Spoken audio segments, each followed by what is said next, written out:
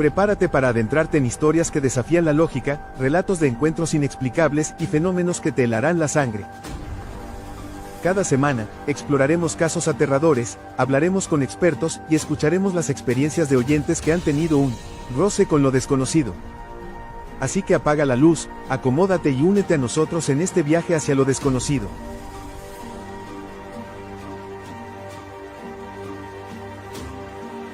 Tu próxima aventura paranormal te espera.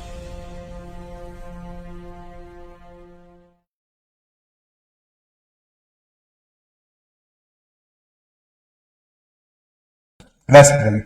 Bueno, le estamos dando la bienvenida una vez más y por única ocasión o casi a tiempo, ¿sí? Aquí a su programa Misterio Zona. Como podrán ver, hoy nos acompañan dos grandes amigos y colaboradores y realmente eruditos en nuestros temas, ¿no? Tenemos aquí en primer lugar a Gustavo Kraft.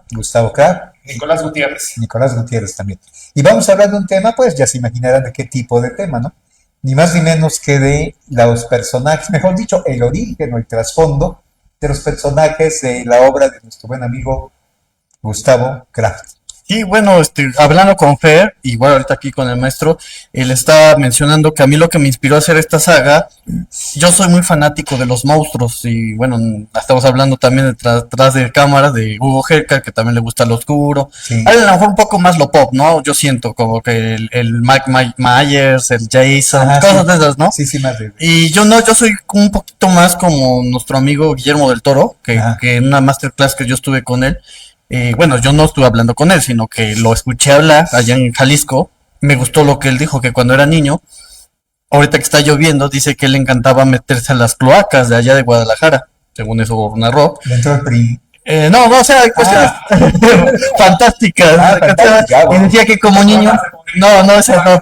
Eso tan criminal. Bueno, ya. Y él, en base de la fantasía, yo me identifiqué con eso. Igual como lo narra en una de sus entrevistas a Stephen King. Ajá. Entonces, me dije en mi cabeza, ¿qué pasaría si se pudiera hacer toda una criptozoología universal? Porque, por ejemplo, el padre de la literatura fantástica épica fue J.R. Tolkien, en El Señor de los Anillos, El Hobbit, Hobson, todo eso, pero solo toca los mitos druidas, no toca otros mitos. Ujú. Que claro, él era de descendencia inglesa, de una colonia británica, no me acuerdo, creo que en África, Sudáfrica. Exacto. Que claro, un erudito en lenguas muertas, sobre todo la inglesa. Sí. Y no tocó otros mitos. Y yo entonces un día dije, ¿qué pasaría si meto todos los mitos dentro de una saga? Y Bueno. todas las culturas, no nada más los ingleses y así, ¿no? De todo.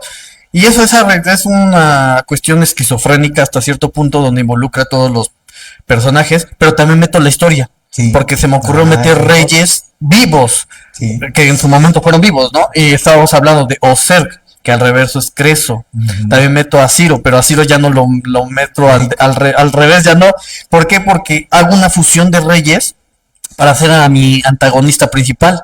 El antagonista principal de esta obra, a ver si a ti te gusta, es de la demología, y es uno de los duques más fuertes de la demología antigua, y es el Marvas. Ujú. Bueno, pues eso es arre. Si quieres ahorita empezamos a ver, usted, maestro, ¿qué nos quiere decir? Le tengo que pasar el micrófono. Sí, claro. Sí. Bueno, sí, es interesante esto. Ahorita dices que me acordara, por ejemplo, sí es cierto, era Tolkien y también C.I. Lewis, que también es del otro escritor, además de que eran escritores de inspiración cristiana, o sea, son intelectuales cristianos y fueron muy importantes, ¿no? O sea, fueron como Gilbert Keith Chesterton, por mencionar a otro autor de esa época que fue muy importante. Efectivamente, como dices, nada más se quedan, nada más toman estos mitos celtas y druídricos, pero ahorita dices que me acordara con lo que tú me dices de tu saga, me acordaba de una serie de dibujos animados, Los Caballeros del Zodiaco, de Masami Kurumada, este anime japonés, que a mí me impresionaba porque citaban mitología griega y nórdica, mezclaban mitologías. Eso es algo que a mí me fascinaba de esa serie, por mencionar, o sea. Y sí ha sido una influencia muy, muy, muy fuerte esta serie, sobre todo. También es mexicano, caballeros mexicanos. Sí, ándale.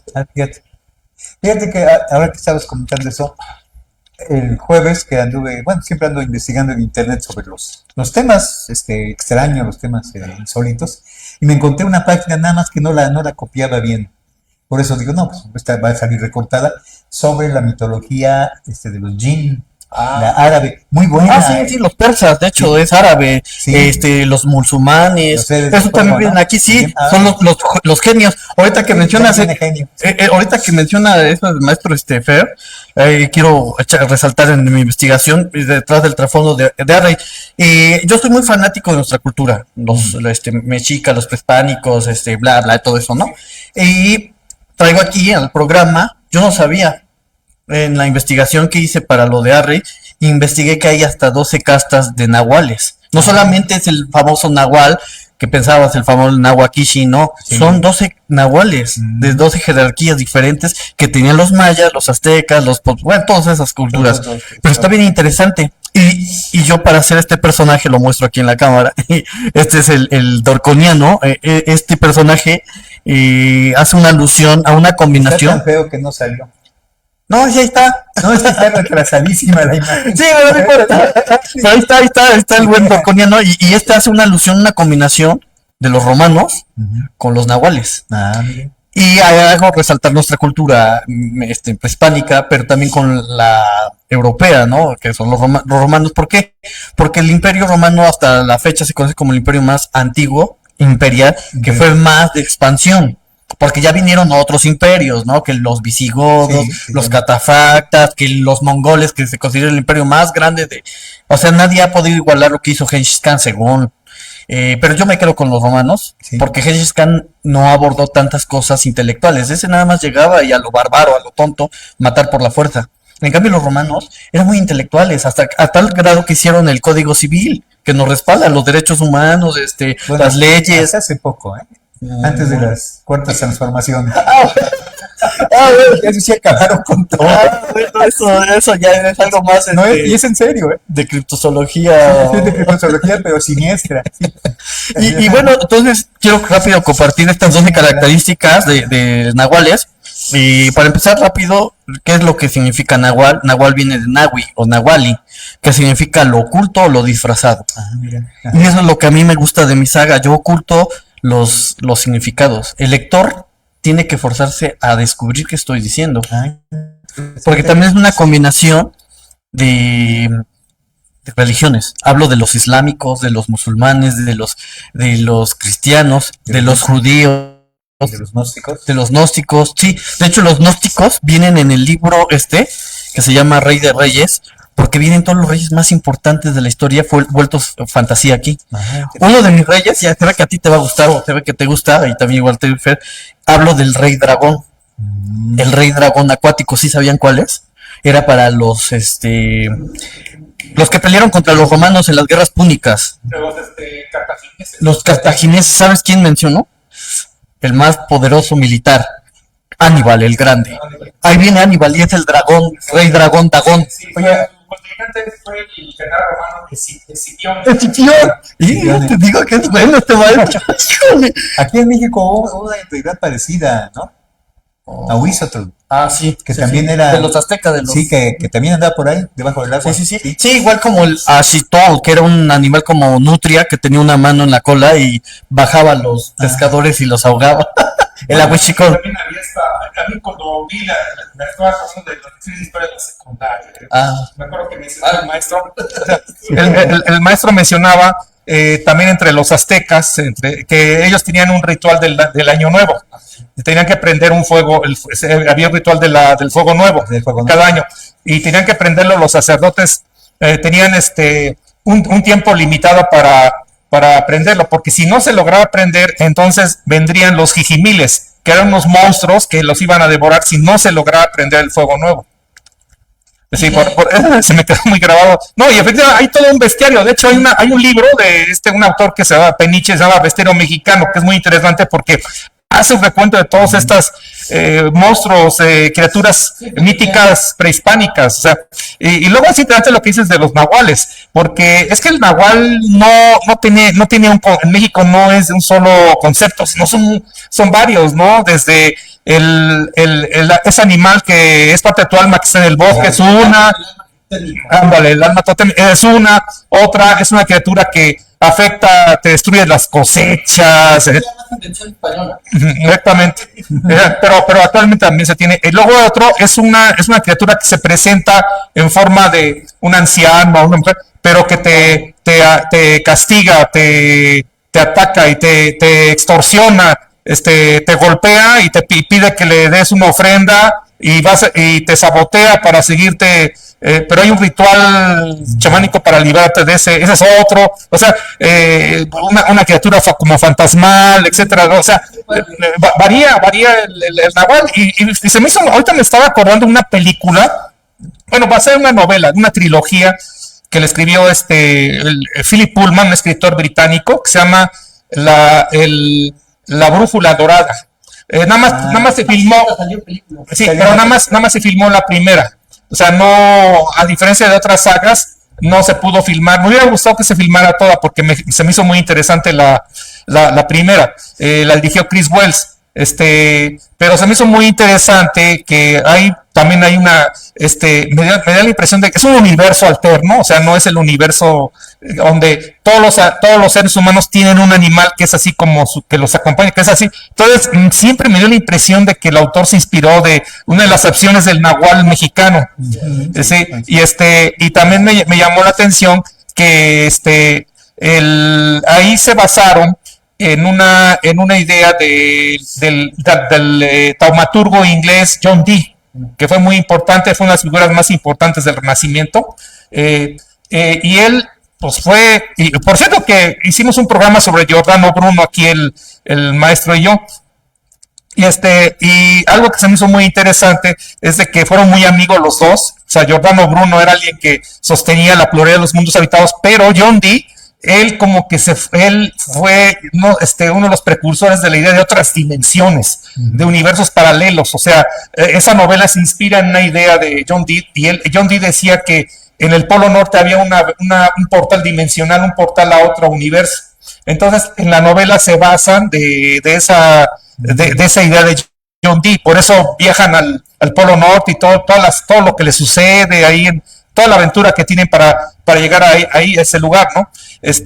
Pero también me estaba acordando de Harry Potter, de Rowling, que también es una mezcla de mitologías. Ahorita que hablábamos de los Caballeros del Zodiaco de Masami Kurumada, que también es una mezcla de mitologías, y yo creo que mucho del éxito es de que Harry Potter es muy junguiana, es una serie muy junguiana, muy de recurrir a los arquetipos universales, algo que también hacían Spielberg y George Lucas, obviamente. Entonces, Harry Potter, pues, cuando yo vi las sagas, veía que sacaban incluso hasta mitologías mexicanas, como La Llorona, que la sacan en escena, y te sacan, obviamente, mitos celtas, mitos de Asia orientales, o sea, te sacan la idea del dragón y otras, o sea, te sacan exactamente, te sacan una serie es una mezcla de mitologías también, o sea, Harry Potter de alguna forma. Fíjense que ahora que hablabas de John Dee, hubo una relación histórica, sino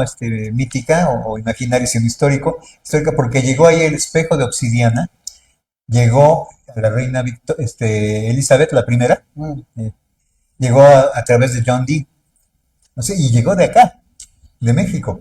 O sea, llegó ahí por contrabando, ¿no? Ya había pañuelo entonces. Y llegó a la mano de John Dee. Y bueno, allá había que preguntarle a los eruditos en Inglaterra de esa época, en Inglaterra isabelina, ¿qué se hizo? ¿Para qué lo usaban? Era un instrumento mágico. No sé qué hacía realmente. Y bueno, sí, entonces volviendo al tema de esto de la figurita esta que no quiso salir al principio de la cámara, rápido, los nahuales son de la siguiente forma. La primera clase es el nahual elemental, que tiene que ver más que nada con el manejo de las naturalezas, es decir, que se pueden transformar hasta en aire, en fuego. Esos son los nahuales elementales. La segunda característica del nahual es el nahual de las sombras. De ese me baso para hacer este canijo, que se llama Dorconiano, porque es una posesión parcial, es un personaje que se adhiere al poder de las sombras, por así decirlo, un poco de lo europeo, servir al señor de las sombras, por así decirlo.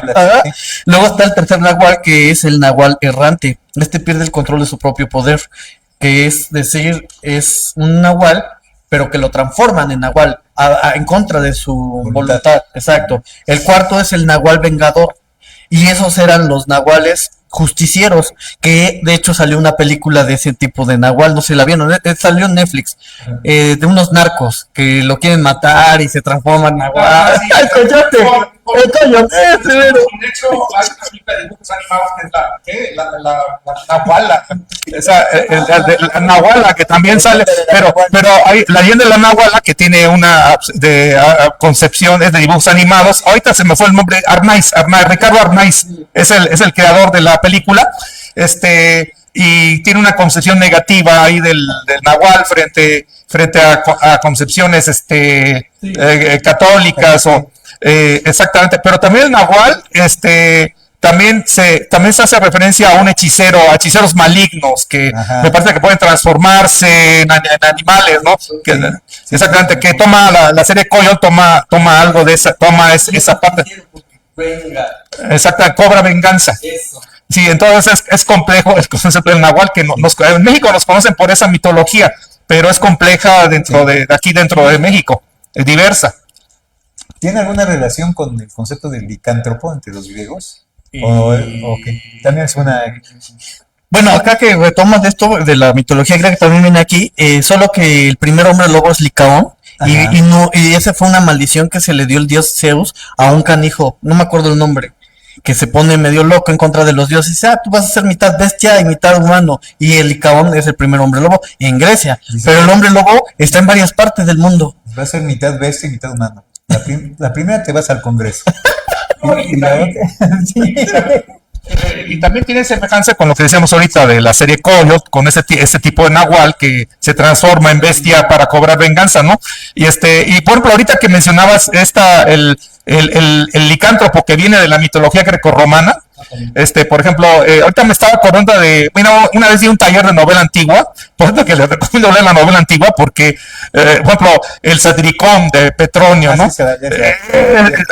Además de que no ha envejecido, o sea, a pesar de haber sido escrito hace ya más de 20 siglos, es una novela divertidísima, o sea, igual que El Asno de Oro de Apuleyo, que es una novela también divertidísima, clásico, y también sale la transformación, porque el folclore de hechicería estaba muy extendido en ese mundo grecorromano.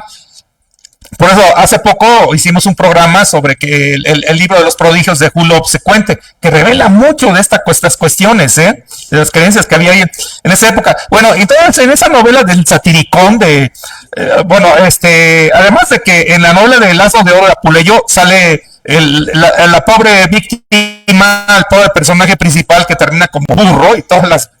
pero en la novela del Satiricón hay un pasaje que me llamaba mucho la atención porque sale esa cuestión de la licantropía, porque hay una conversación ahí en un banquete, porque no eran los personajes los dos jóvenes ahí que salen en la novela eran unos vividores, o sea, ya existían los que, ¿cómo le llaman? Los que entran a una fiesta ahí. Gorrones. Los gorrones. Los gorrones ya existían en esa época. Siempre han existido eran los gorrones, parranderos, aventureros, Obviamente Petronio te está haciendo una crítica y un cuestionamiento fuerte a esa sociedad romana, ¿no? De esa época.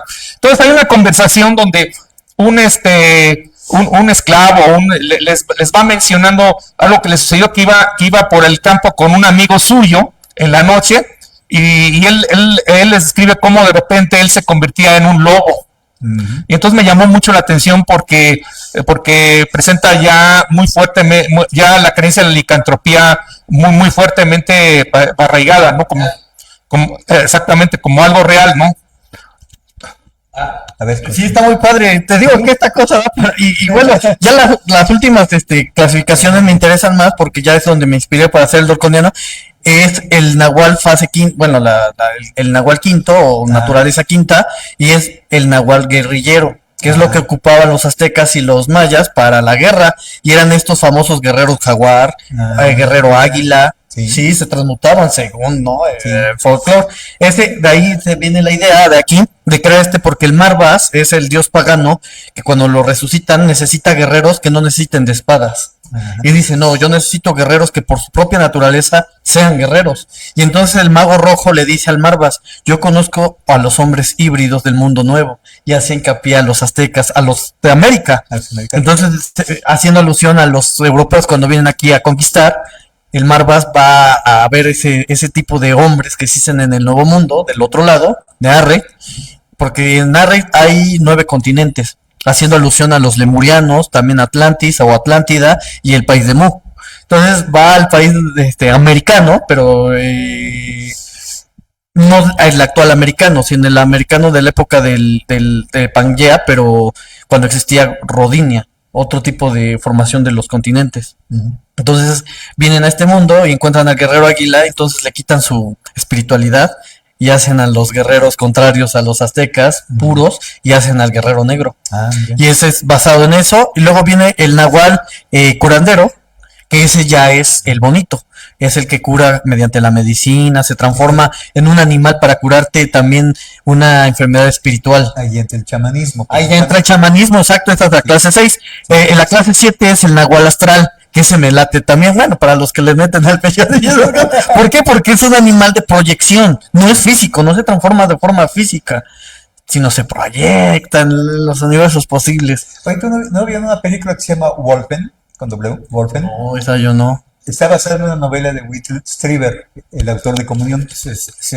Y es una película muy buena de los años, finales de los 70. Pues, que Ah, sí, ya me acordé, sí, antes de lo de Comunión, me acuerdo que sacó una novela sobre lobos, sobre lobos. que se publicó en castellano. Sí, y hoy una película, yo la considero muy buena, de los años 70, y hay un personaje, bueno, el actor es Edward James Olmos, es de un pues un indígena mexicano, se entiende, pero eso sucede en Estados Unidos, que él se transforma, o sea, no se transforma, fíjate que lo veas, no, pero su mente y todo es precisamente la de un lobo, ¿no? Se la recomiendo, se las platico, es una muy buena película. Se llama Wolfen con W, porque está en alemán, ¿no? Lobos en alemán. Wolfen, sí, la película buena. Como Wolf, nada más que ahí le pone el plural. Sí, a la novela le pusieron otro título en español cuando lo editaron aquí en México. Le pusieron algo así como La Noche del Lobo, algo así. No me acuerdo bien el título, pero iba por ahí. También sobre eso que dice ahora. Porque muy buena película también. Sí. Y, a ver, entonces, y ya para Creo hacer... que sí ya te la presté, ¿no, David? La de Wolfen, ¿no? Sí, Y ya para terminar las clases de los nahuales, esa es la de astral, está la clase 8 que es el nahual dual, ese también hace alusión al dorconiano. ¿Por qué es dual? Porque eran los famosos nahuales que no se transformaban como tal en animal, sino hacían híbridos, y de ahí viene la criptología mucho derivada de los aztecas, que había un montón, que mitad cocodrilo, mitad, como los egipcios, que también hablan de muchos, como los sumerios. o los sumerios, sí, muchos amorfos, Sí. amorfos, pues hay antropomorfos, exacto, y eso deriva del náhuatl dual, porque era hombre, pero no le gustaba ser animal completo, ni tampoco completo humano. O sea que ese es medio animal. Ajá. Medio humano. Este es el nahual dual, y luego en la clase 9 es el nahual de pacto. Ese me late. Es más como leyenda. El nahual de pacto es que tú naces humano, pero quieres conseguir esos poderes y tienes que buscar a las deidades que te lo otorgan. Ah, Es de sí. pacto, pero es como un pacto satánico, por así decirlo. Pues Bueno, no es un pacto satánico, que le das el alma al fufu y te concede No, sí, poderes. satánico. Sí, lo que sucede es que aquí tenemos una visión muy estrecha de todo eso. Bueno, es que está muy Sí. canijo todo Sí, desenglosar. no, es interesante, porque eso es a mí lo que me interesa, desglosar todo este conocimiento. Yo lo considero un conocimiento, lo que se llama en inglés lore, ¿no? Un conocimiento ancestral de muchas generaciones que por vicisitudes políticas, en este caso la conquista de México por una nación católica, pues hizo a un lado muchas cosas y malinterpretó, distorsionó muchas otras, ¿no? Pero todas estas cosas para mí son bien válidas porque te dan razón de algunas cosas muy extrañas que luego suceden. Y ya para terminar, y da también la palabra a ustedes, está el nahual heredado. Ese también viene en Arre, que es el famoso nahual de familias de linaje. Por ejemplo, si el abuelito era nahual, el tataranieto tiene el poder. Bueno, eso Ese todavía, del linaje. eso todavía sigue No, existiendo. claro que sí, pues ahora sí, ¿cómo no? Por eso. Luego viene el onceavo, clase onceava, que es el Nahual hechicero, que es el que estaba hablando aquí el maestro, pues ya que se adjudica a la nigromancia, que viene en muchas novelas, que viene también con Tolkien, con el nigromante, ese es el Nahual hechicero, que De hecho, consigue los Nigromante es el poderes que con consulta los a muertos, exacto, es algo así este Nahual. Ajá. Y ya el último, la clase 12, es el Nahual protector, que es el más bonito, porque es el que protege un territorio, a la familia, es el Nahual protector, que es el famoso Nahual totémico, que Ajá. adquiere un poder de un animal para poder cuidar a la familia, al pueblo. Ajá, es el Nahual protector, que ese no viene mucho en Narret. Y más o menos se sabe, y no solo del Nahual les hablo, también, por ejemplo, aquí en el libro, este es el que más ha gustado a los lectores, porque aquí, a ver, al maestro, quiero su opinión de él. Aquí se me ocurrió hacerlo de... ¿Cómo se llama el que hizo Dragon Ball? Se me va el nombre. A Toriyama, ¿no? Ese, ajá. Ves que fusiona a Goku y a Vegeta y hace Gogeta. Sí. Yo aquí para hacer a mi rey protagonista, ¿sabes a quién fusiono? Dos figuras históricas y hago a mi personaje, que es este. Spider, ¿sabes a quién me fusioné? A Cristo con Alejandro Magno. Y hago un personaje que se llama Spider. ¿Por qué?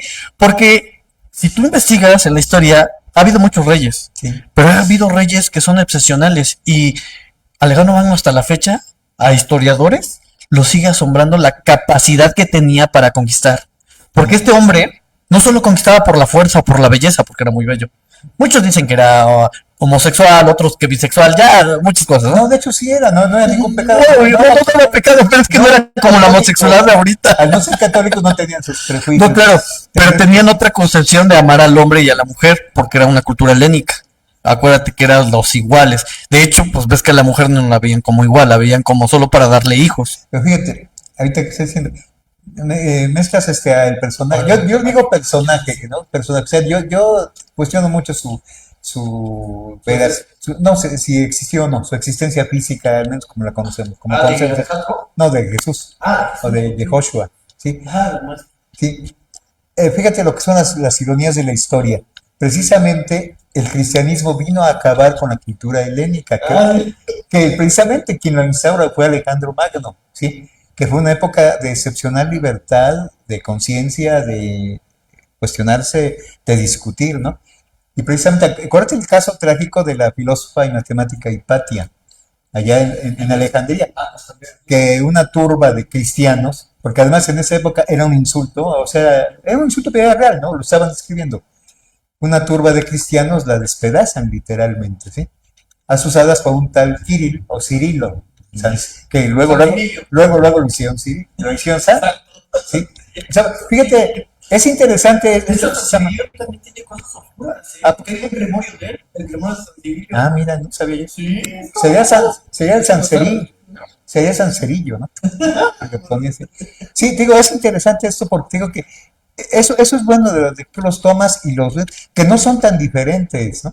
Tienen muchas cosas en común, tanto en lo bueno como en lo malo, ¿no? Sí. Y pues así son. Es como se me hizo que esta saga, pues son 6 libros, no traje los otros 3. Sí. Se me hizo así como una aventura intelectual, pero a la vez como esquizofrénica, ¿sabes? Porque también divido los tiempos. Ahí está, son 3 tiempos: tiempo de fuego, tiempo de oscuridad y tiempo de magia. Perdón. Bueno, aquí en esto es una colección de 3 tiempos, estaba diciendo, creo que... Pero no, sí se escucha, ¿no? O si es necesario esto. Ah, ok. No, es muy Perdón. profesional. Ah, ok. Ah, bueno, entonces, son 3 tiempos. Aquí, igual quiero la opinión de ustedes, maestros, que me digan qué tal lo hice, lo alarmé. El tiempo de fuego hablo la época de los dragones. Pero meto a todos los dragones del mundo, no solamente los aztecas o los chinos, también hay dragones en la India, Ajá. hay dragones también en Norteamérica.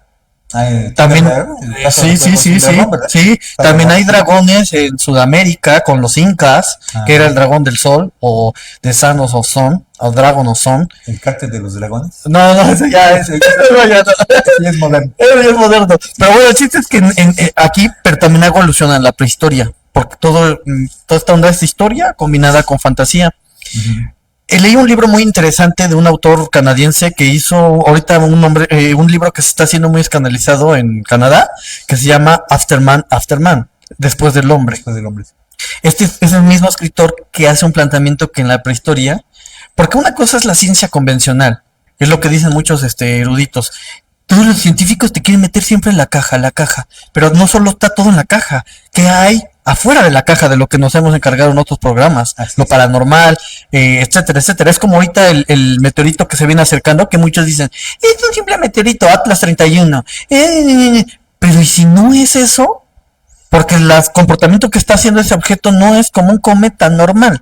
Entonces, yo siento que, como lo dice Michel Foucault, en la ciencia hay mucho control, al igual como en la religión. Sí, sí. Entonces, este autor canadiense menciona que qué tal si en la antigüedad, porque no existía el hombre en la prehistoria, hubieron ya muchos eslabones perdidos en la escala evolutiva. El darwinismo está mal, el oparismo está mal. Hay muchas teorías que no concuerdan con la supuesta evolución o transvolución del hombre, ¿no? Desde los hallazgamientos del hombre de Pekín, Lucy, etcétera, etcétera. Yo siento que los dragones evolucionaron a tal grado de ser los reptilianos. Por ejemplo, el Velociraptor. Ajá. No eran como lo vemos con la película de Spielberg, Jurassic Park, no eran así, pero ya tenían un pseudolenguaje mediante morfemas y morfemas. ¿Ves cuando hacen? Ya son como palabras. Ajá, sí. ¿Qué no te garantiza que en la escala evolutiva ellos podrían desarrollar una intelectualidad mucho mejor que el mendigo simio hombre? Y ya ni siquiera están aquí. Yo siento eso, y de ahí habla Tiempo de Fuego, que llegaron a ser mortales y se concibieron en dioses los dragones.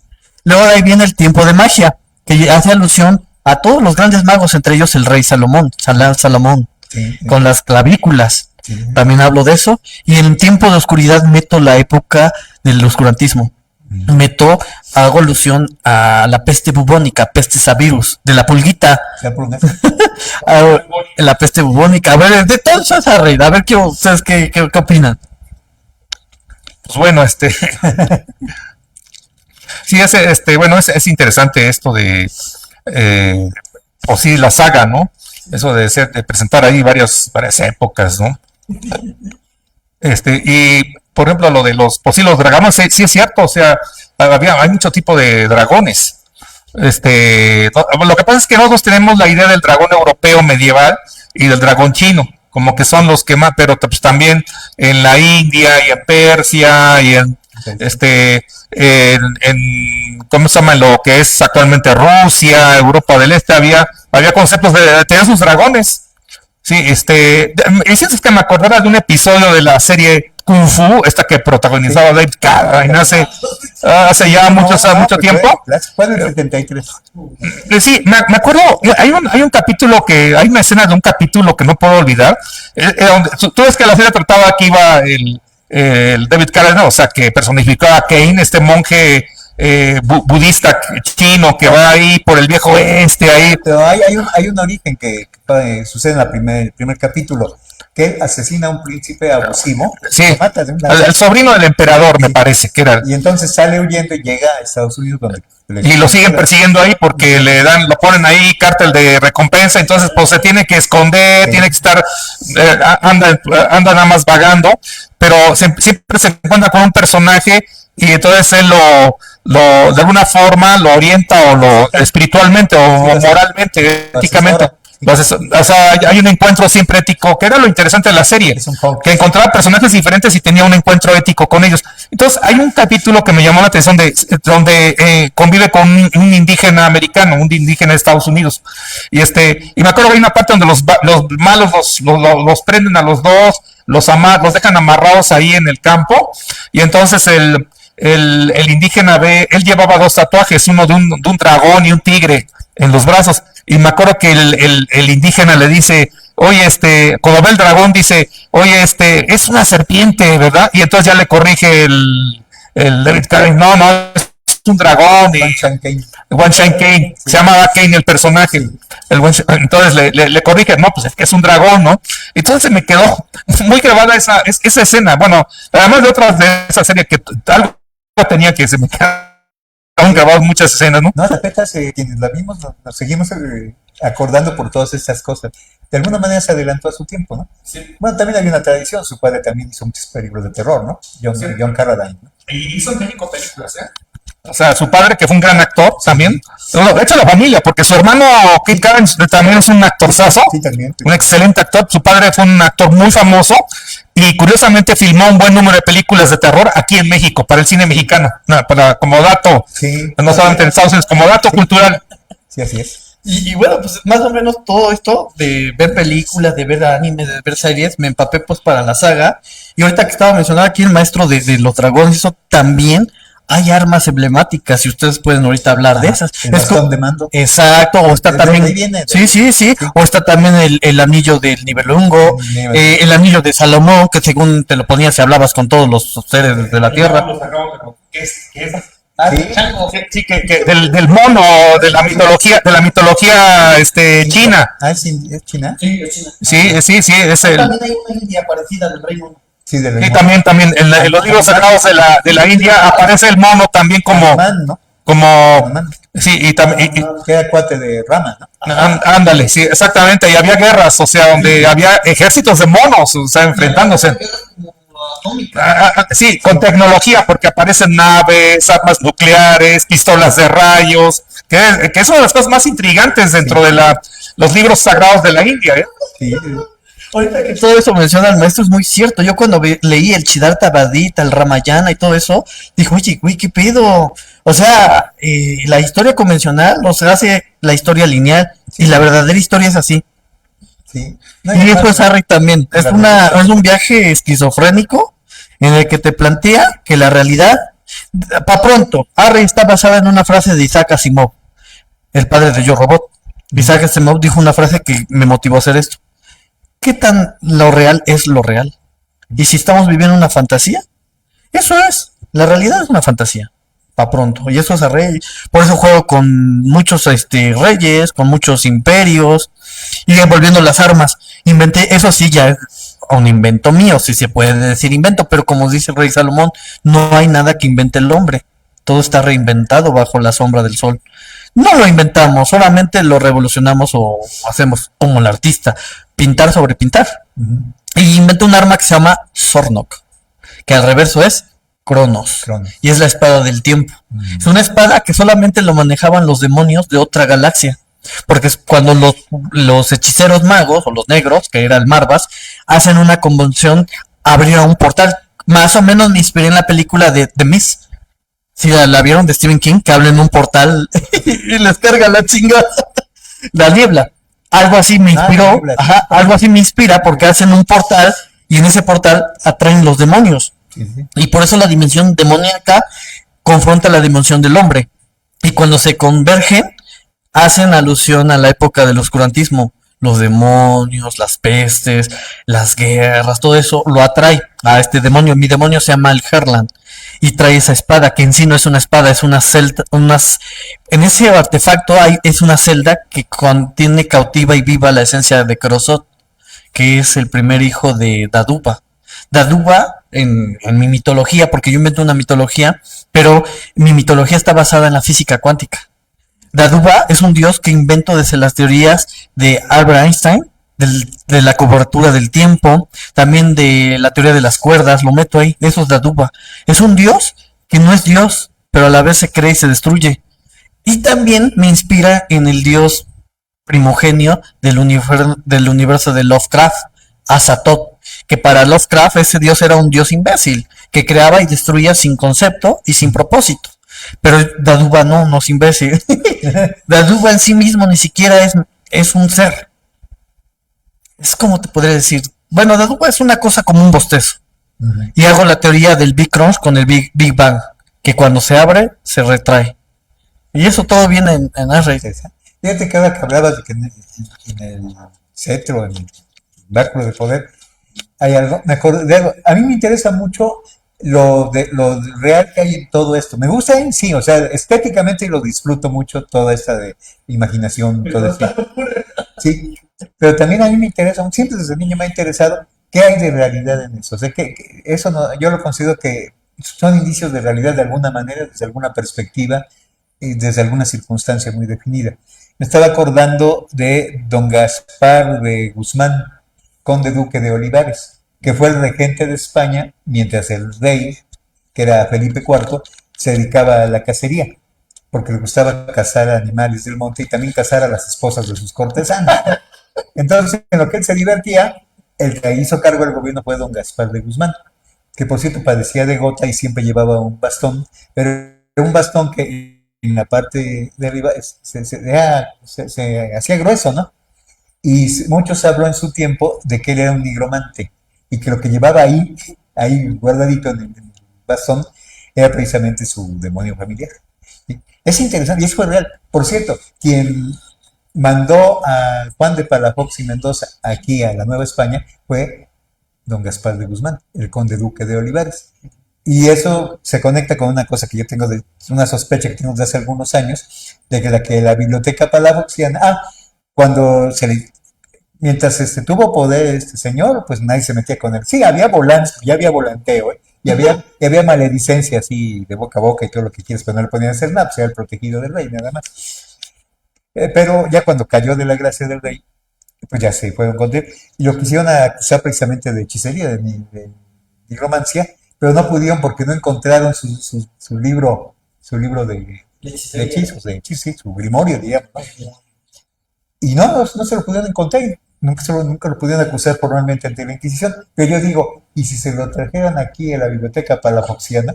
Porque a mí me llamó mucho la atención, porque yo estuve presente cuando José López Portillo declaró abierta al público la biblioteca palafoxiana, fue en el 77, yo iba al conservatorio, y pues es que fuimos a cantarle un corito chafa y que habíamos. Sí, ves que todo buró se dedica a la misconera de arriba. Entonces, ese fue el caso. Y me acuerdo que eso fue un jueves o por ahí. Y el domingo, yo iba todos los domingos a la Casa de la Cultura y estaba abierta la biblioteca, estaba en la puerta. Y había un policía y le dije que si me permitía entrar. Dice, no, es que no se puede entrar. Digo, entonces, ¿para qué la abren? ¿Sí? Y ahí me entró la sospecha. Digo, yo iba a ver, ni siquiera me iba a acercar, porque tienen vitrina todo, ¿no? A ver en qué idiomas estaba, de qué temas trataba, ¿no? Entonces, de ahí empezó a entrar una sospecha y ya conociendo la historia de don Gaspar de Guzmán, digo, ¿qué se me hace? Que por aquí anduvo ese famoso grimorio por el que no le pudieron demostrar nada. Porque ¿de dónde? Antes no había imprenta, no había librería donde fueras a comprar tus libros, menos había internet para que los bajaras en PDF, no es cierto, ¿no? Entonces, ¿qué fue? Bueno, pues sí, entonces, entonces, maestro, usted plantea que el grimorio, ¿cómo se llama? De este regente de Carlos IV, ¿no? Del conde duque de Olivares. Duque de Olivares, ajá. ¿Está aquí en la biblioteca palafoxiana? Bueno, o estuvo porque todo se pierde. Bueno, sí, o estuvo. Sí, yo digo que hay una posibilidad. Sí, porque tuvo relación Palafox de Mendoza con este señor, lo ¿no? manda él. Ajá, exactamente. Y curiosamente, Palafox hace una tremenda biblioteca. ¿De dónde? Sí, bueno, ahorita me estaba acordando, por ejemplo, ahorita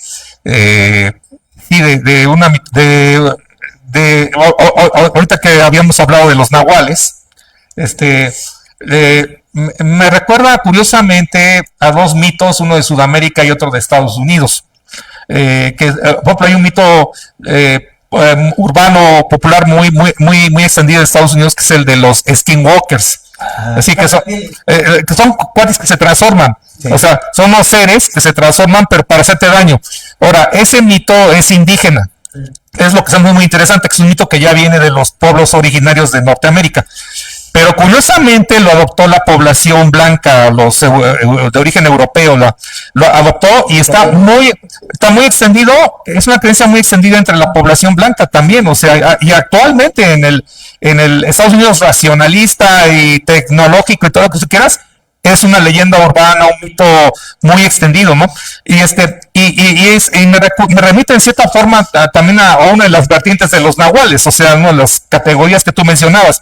Y luego en Sudamérica, curiosamente, hay un mito también muy parecido. No recuerdo el nombre porque es un nombre, me parece que en quechua o en ándale, sí, que también es de Perú y de Ecuador. Que también es un ente que muy parecido al skinwalker estadounidense y a una de las categorías de los nahuales, que también es un ente que se transforma, pero se transforma en alguien que tú conoces o alguien y te engaña, o sea, hace que te pierdas en la selva o en el bosque. Oye, ¿no tiene una relación con el doppelganger? ¿Con el doble? No, es un poco para aunque el doppelganger como que es más así como psíquico, como que es porque el otro es un ente, es una entidad así exterior, pero el doppelganger Lo que me sucedió fue bastante. sí, Pasó. sí, pero el doppelganger es como una entidad, como un desdoblamiento, como una entidad que sale de ti, que sale de uno. Porque sí, digo, en el caso, yo lo viví. O sea, yo me enteré llegando que yo había llegado 20 minutos antes. Y me decía mi amigo Sergio Germán. Digo, pero era yo. Dice, eras tú igualito. Es más, venía vestido hasta como tienes vestido ahorita. Igualito. Que fue un doble. ¿Por qué lo que dices? Porque el doble te imita. Sí. Te imita, incluso imita algunas de tus intenciones, de tus acciones. No tiene todo el conocimiento. Ya lo he platicado en el episodio ese. En alguna forma te imita, pero no cabalmente. O sea, hay cosas yo creo que no tiene acceso a tu ser, ¿no? Sí, a tu esencia. A tu esencia, exactamente. Sí, Y bueno, hablando de todo esto, en otras cosas que se me vino a la mente de Arre, por ejemplo, en este libro, es más una aventura. Aquí se ve luego cuando tú estás leyendo al protagonista, que estoy hablando de la infancia de Alejandro Magno. Ven que el que le instruye a Alejandro Magno fue Aristóteles, que de hecho lo permea mucho de la ética aristotélica, de la ética nicomaquia. Sí. Entonces, ahí hago un tutor porque, bueno, hago como romántica ese libro, ¿no? Porque para que el lector se sienta identificado, ¿no? Sí. Tienes una familia y de repente se te pierde. Pero en este caso, Barden recoge a Peder en una grieta de un bosque y lo adopta. No es su papá sanguíneo. Y ahí ya quito el emblema cristiano. Ves que está esta cuestión de que Jesús, pues, está el misterio de la Virgen, que la absución y todo eso. No, eso digo, no lo voy a tomar. Prefiero más que sea un huérfano Sí. y que sea más misterioso mi personaje. Claro. Y que lo retoma Barden y de repente se le muere su padrastro, pero lo recoge Suder, que hace alusión a Aristóteles, y lo empieza a instruir. Y le dice, como le dijo Filipo el Grande, tú no cabes en este reino, busca otro más grande. Así le dice. Y entonces Peder se va a la aventura, y en el libro 2, que ya no traigo, de la trilogía, hace alusión al Evangelion, que en griego es la buena nueva. Pero es un evangelio de espadas, porque también hasta el mismo Jesús lo dijo, hay dos tipos de espadas, una que corta y una que corta con la lengua. Sí. Y eso es evangelio. Hago el evangelio. Que de hecho, cuando voy a eventos, hago esa alusión. Vengan a conocer el evangelio de la fantasía. Este pinche loco. ¿Y cuál es el evangelio de la fantasía? Son 2 espadas de luz con 2 de oscuridad. Porque también viene la apostasía. Los apóstatas existen. Sí, claro. Y son los que van en contra de la palabra de Dios. Los que se alejan del lugar. Algo así. Ajá. Ajá. Oye, por cierto, sentí Zaratustra, ¿no? Porque ves que cuando Zaratustra baja de su montaña les viene a avisar que Dios ha muerto. Me recordaste a él. Sí, no, de hecho ahorita me hiciste recordar con eso del Evangelio de las Espadas y no sé, esta película de Alejandro Jodorowsky, El Topo, Ajá, sí. una de las películas más importantes del cine nacional, por cierto. El Topo, sí, es una de las 4 películas para mí más importantes que ha tenido el cine. Bueno, no solamente yo, muchos críticos de historia del cine lo consideran, ¿eh? Porque el Topo cambió el cine, o sea, Alejandro Jodorowsky llevó la estética del performance al cine. Esa fue una de sus aportaciones. Entonces el Topo fue una película que rompió con todo lo que se sabía, que se conocía del cine mexicano. Sí. Entonces, el Topo era un western, así surrealista, alegórico, metafórico. Y hay una parte de la película donde el protagonista que es un pistolero, que busca redención espiritual, le dicen, no, pues es que tienes que buscar a los maestros del revólver. Y entonces es una parte muy, muy alucinante porque mezcla esta idea del zen, del zen de la arquería, del zen del sable, esta concepción del budismo zen, que es con armas, con el revólver, en un ámbito del viejo oeste. Sí. Es una parte bastante alucinante. Sí. Y bastante creativo para la época. Sí, como Y luego le dice la chava, no, es que ¿cómo los voy a encontrar? No, pues tienes que recorrer en espiral el desierto y ahí los irás encontrando, que es otra parte también alucinante de él.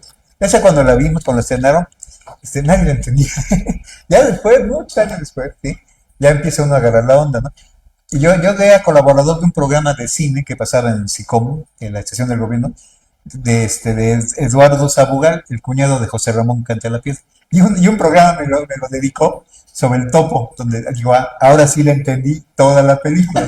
Sí, porque te deja en ascuas. O sea, si no estás metido en estos asuntos, no lo entiendes, ¿no? Sí, sí. Y sí transformó. Sí, tú esperas ver a Pedro Infante o a Jorge Negrete. No, para nada. Otra cosa totalmente fuera de. Y muy bueno, porque renovó todo el concepto del cine mexicano. Y bueno, ya en el libro que no les traje, que se llama La batalla del Again, es una palabra que invento que quiere decir como la batalla universal, hago alusión a lo más emblemático de la guerra. Por ejemplo, una de las cosas que a mí me intriga de las batallas fue la Segunda Guerra Mundial con el uso de la bomba atómica, Hiroshima y Nagasaki, que fue protagonizada por el presidente gringo que lo autorizó, ¿no? George, o ¿cómo se llamaba? Truman. No, fue Truman. Truman. Sí. Ajá, ese fue el que dijo, Solo. órale, este culero. Entonces, en ese acontecimiento histórico, también lo meto en array, pero ahí yo lo menciono, como es fantasía, lo menciono como el hechizo atómico. Ujú. No está tan. Nunca has leído, te lo recomiendo, pues, y va a ser una gran fuente de inspiración para ti. La vida de Jack Parsons. Fue el fundador del Laboratorio de Propulsión a Chorro de Pasadena, California. Nada más de su vida y vas a ver cómo no está nada lejos. Ok. Este era discípulo, pero adelantado, de Aleister Crowley. A ver. Se hizo muy cuate de Lafayette, Ronald. Sí, o sea, genios, ¿no? No, satanistas, Ah, de primerísima línea. Pues te dije de un hechizo. El Échate hechizo la atómico. biografía de Parsons. John Parsons o Jack John Parsons, Parsons, Jack el Parsons. fundador ahí del Ok. Laboratorio de Propulsión a Chorro de Pasadena. Y vas a ver. Y también hago alusión a una guerra que ahorita él estaba mencionado, el maestro de los Skinwalker también vienen en array y es en la batalla del lago Pepus. Fue una batalla que fueron de los visigodos contra los rosacruces, que se liberó en un lago congelado. ¿Sí saben de esa batalla? No el que la lideró fue Alexander, no sé qué. Son nombres como rusos raros, la neta no me acuerdo, pero retomo esa batalla y la hago en mi libro Fantasía y son los mutantes contra ya no me acuerdo la otra, contra los, ¿cómo se llaman los Yeti? Los Yeti, los pie grande, también viene de nada el Sasquatch y eso porque el Sasquatch también se ve en Rusia, también se ve en el Tíbet, Estaba en Canadá, ¿no? también está en Canadá, pero cambian nombres, Sasquatch, Bigfoot, pie grande, bueno, el aborigen nombre de las nieves, pero todos son lo mismo, también vienen en array y se pelean contra los mutantes y de los mutantes sobresale el Skinwalker que cambia pieles, está muy padre, haciendo alusión a esa. Sí. También viene otra batalla, es que por eso se llama Array del planeta de la guerra, porque vienen todas las guerras más emblemáticas de la antigüedad.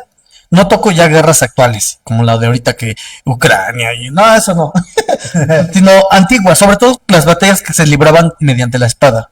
Eso como me encantaba la batalla de cuerpo a cuerpo.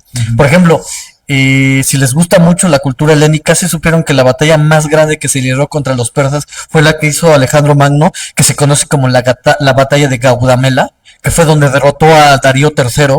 Y no mames, yo adoro a Alejandro Magno, sea lo que haya sido, gay o lo que sea, pero fue una estratega yo siento que hasta le ganaba a Aníbal, o quién sabe, porque con poquitos hombres le ganó a un puñado de de cientos de miles de hombres de la batalla de Gaugamela de persas, que Darío III tuvo que correr, pero lo alcanza a Alejandro Magno y lo derrota. Y es cuando ya le prende fuego a Alejandro Magno, se volvió bárbaro, Sí. porque estaba pedo, y le prendió fuego a Persépolis, por eso esa ciudad ya no quedan ni vestigios. Menos Y mal, vienen ahí a narrar todo eso en fantasía. menos mal que no exhaló, porque de haber exhalado se prende el taquillo.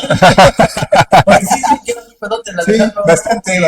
Era de francachelas de los banquetes esos de esa época. Como las chelas eran francas, o sea, eran gratis, pues, Sí, no, es que eran de banquetes, o sea, eran de- así, Sí, como Sócrates. como Jesús. ¿Ves que también se autoinvitaba donde había? No, no. Una vez encontré en Sanborns, lo vi, pero no tenía yo dinero. ¿Sí? Un libro que editó un autor español que lo tuvo que editar él porque nadie se lo quiso editar. ¿Sí? ¿Qué? No, alguien totalmente desconocido, o sea, no comercial.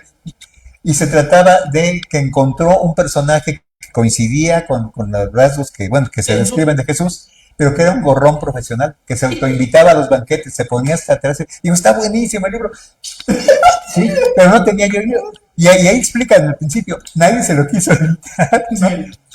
Y en España, de franquicia, imagínate. No, la peor, España, el país más. Sí, sí, bueno, lo que pasa es que ahorita me acordaba también de cuando hicimos el programa de Julio Obsecuente, Sí. del libro de los prodigios, yo le mencionaba que se me hace muy interesante la idea de Ortega y Gasset con respecto a Julio César.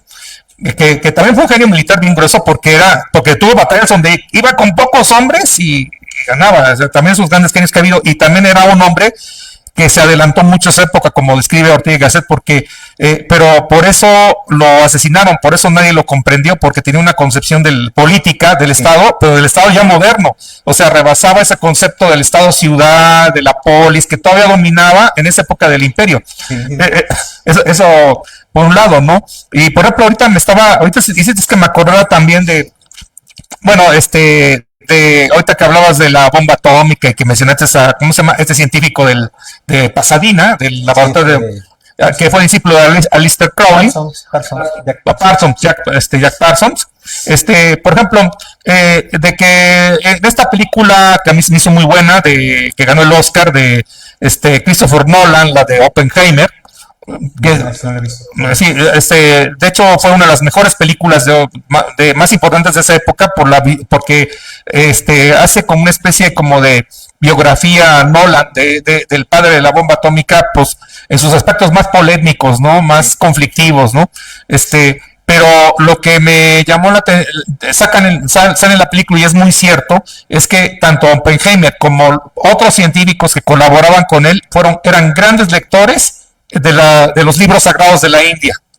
O sea, y de hecho lo sacan en la película. De hecho, causó polémica porque hay una escena erótica de la película donde la chica está leyendo unos textos de un libro sagrado no recuerdo cuál bien, si era el Ramayana o eran los Vedas o el Bhagavad Gita, no me acuerdo, no me acuerdo bien. Y lo está leyendo y eso me acuerdo que lo censuraron en la India, ¿eh? Sí, censuraron eso. No, sí, porque... por cierto, pero fíjate que la realidad luego tiene cosas más extrañas que la ficción. Por ejemplo, Mohandas Gandhi, que le pusieron el Mahatma Gandhi, que no le corresponde, porque el Mahatma supone que son seres superiores que viven en otro lugar, en Shambhala, ¿no? Por ejemplo. Él era un empleado del gobierno inglés cuando los ingleses tenían colonizada la India. ¿Sí? Y se dice, y fue famoso porque hizo una huelga de brazos caídos y logró la independencia. Pero lo que muy pocos dicen es que él quería que destruyeran los relieves eróticos de los templos de la India. O sea, sí se deshizo de los ingleses, pero no de su ideología victoriana. Sí, era un híbrido. Sí, no, pero es interesante porque ¿por qué a los científicos que estaban próximos con Oppenheimer les interesó tanto los libros sagrados de la India? Es por lo que decíamos hace rato, sí. Todo esto, toda esa tecnología que aparece. Y ahorita hablando de tecnología, aquí también en este libro me estoy acordando, bueno, es el más emblemático porque mete un refrito de muchas batallas, de mucha tecnología.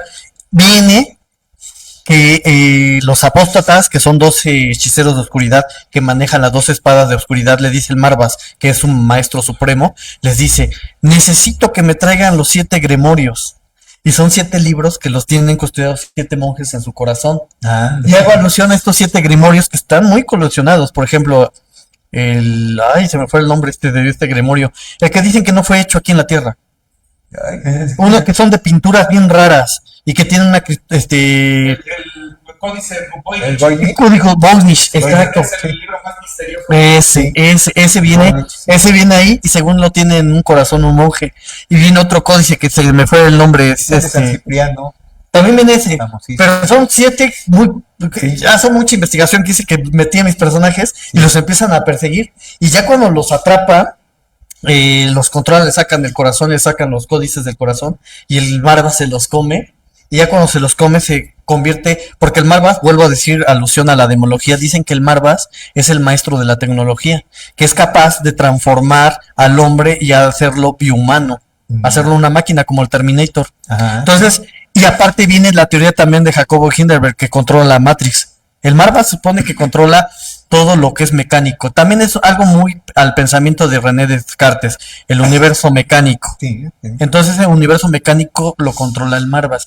Y hago alusión a la guerra última de los dos leones, porque confronto dos leones que conforman el Yin Yang.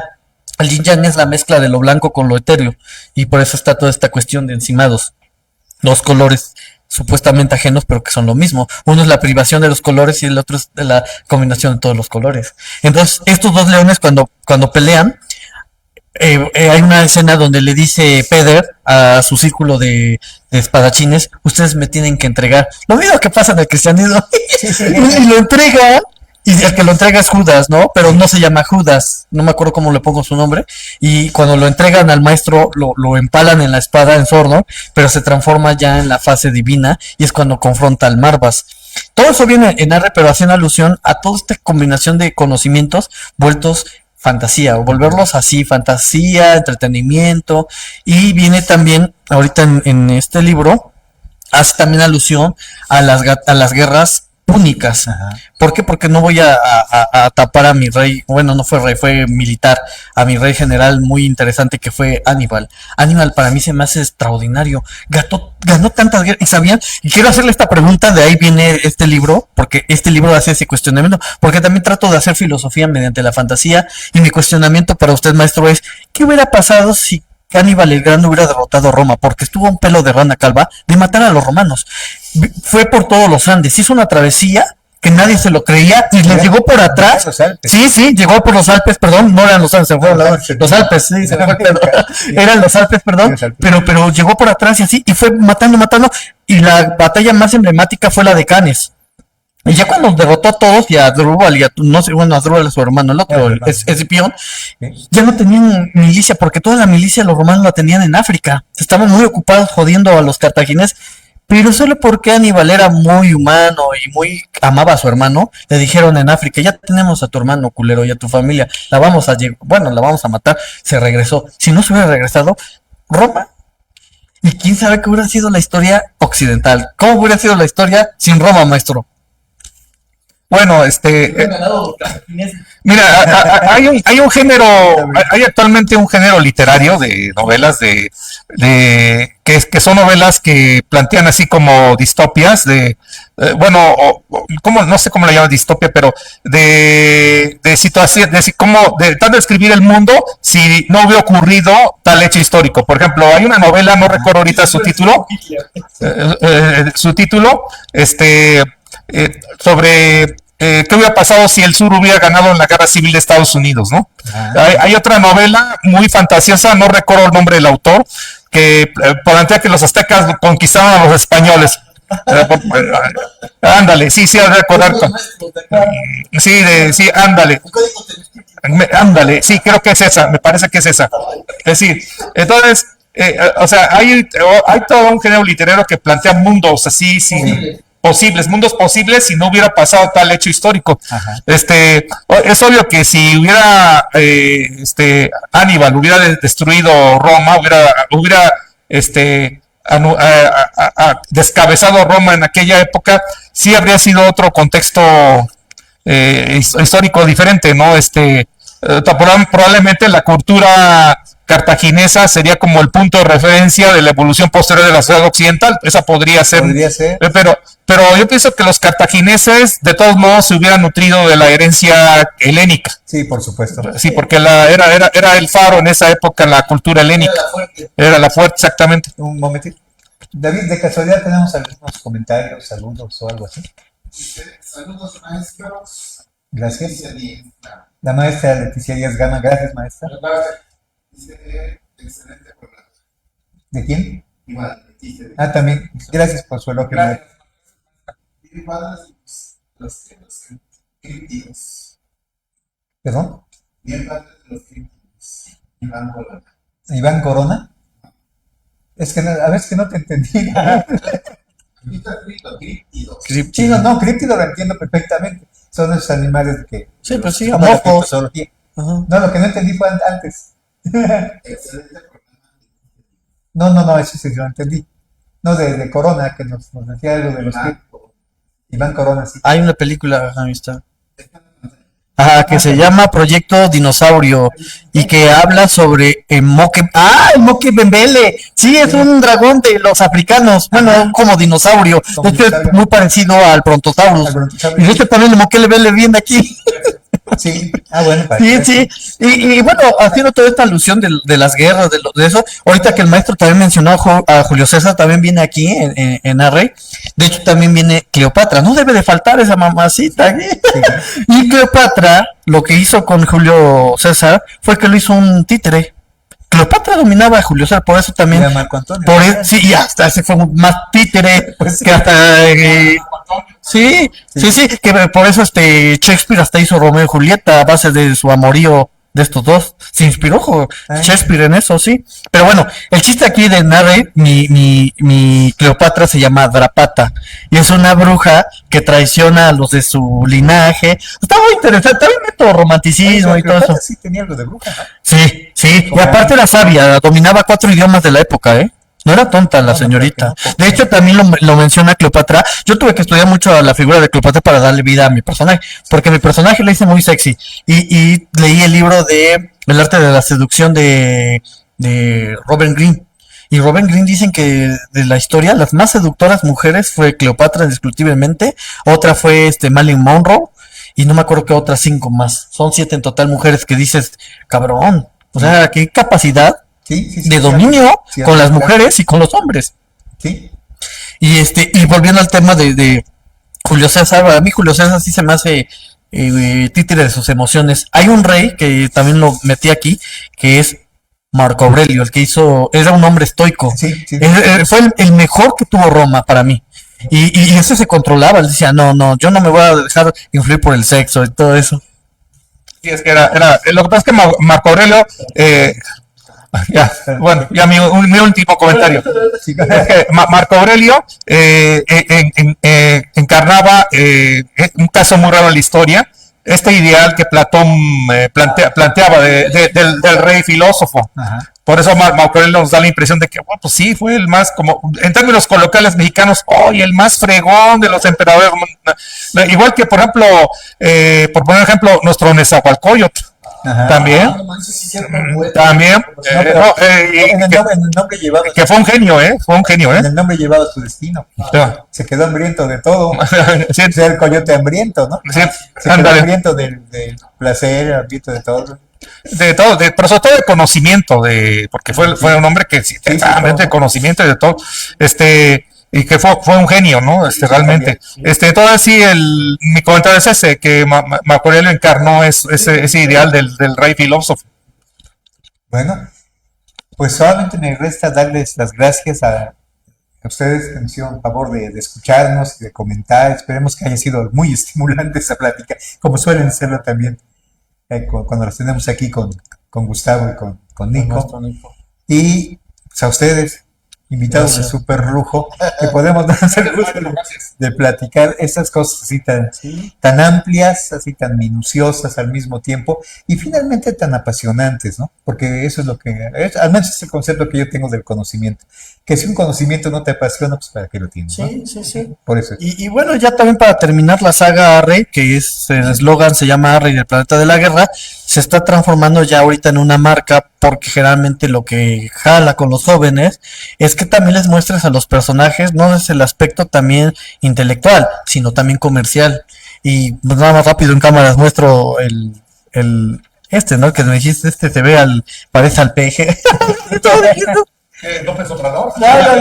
Y bueno, por ejemplo, son figuras ya que se están haciendo figuras de acción o de colección, pero manuales, son artesanales. Ah, sí, Y este monstruo se llama Amurra, viene en tiempo de fuego. Yo convierto también los demonios caóticos en demonios creativos, porque también desde el código Dan Brown y todo eso, yo estoy muy aludido a que los demonios no solamente destruyen, también construyen. Ajá. La destrucción, de hecho, lo decían los antiguos griegos, el caos conlleva orden, Al orden, sí. conlleva el orden. Y eso es Amurra, Acuérdate de es un ordenador. Acuérdate de la divisa del grado 33 masónico, ¿no? Ordo ab caos, el orden que proviene del caos. Exacto. Efectivamente. Y bueno, ya para terminar, Están refiriendo. a ver también qué nos quiere decir el maestro para la despedida. ¿Cómo no? Pues bueno, me llama mucho la atención tu proyecto. No lo he leído, no he leído todavía algunos de los volúmenes, pero se me hace muy interesante por lo que pues, nos has expuesto ahora. Pues sí, se ve que la lectura es muy recomendable. Gracias, maestro. Y maestro Fer, ¿qué nos dice? Pues solamente invitar a quienes nos escuchen en este momento y en el podcast posteriormente, que lean la obra de Gustavo, ya lo conocen bien, él ya es licenciado en filosofía, ¿verdad? También muy, ¿cómo se llama? Muy tenaz, así te documentas al fondo. Entonces, aparte de ser una lectura entretenida, una lectura pues que te emociona también, pues también te invita mucho a investigar, a profundizar en todas estas cosas y a cuestionarlo todo, ¿no? Que no hay personajes sagrados ni intocables, ya sean imaginarios o reales o históricos, sobre ellos, porque así aprendemos mucho. Y yo ya para cerrar con las palabras del profe Fer, a mí me inspiró mucho lo que en una clase me dijo el maestro Rivas en filosofía, que ese maestro para mí es de los pocos que me ha motivado a hacer más o a estudiar más, y él lo citó con este filósofo francés Gilles Deleuze, que decía: no hay que quedarse estático como los vegetales, porque el control de la política es organomon. Por eso estamos así insectados. Las ciudades son cuadrúpedas, cuadradas, como si fuera un orden, ¿no? Sí. Salte de la granja, igual lo dijo George Orwell, salte de esa granja e investiga más. Y pues gracias. Pues con eso terminamos y nos vemos aquí. Nos vemos, amigos.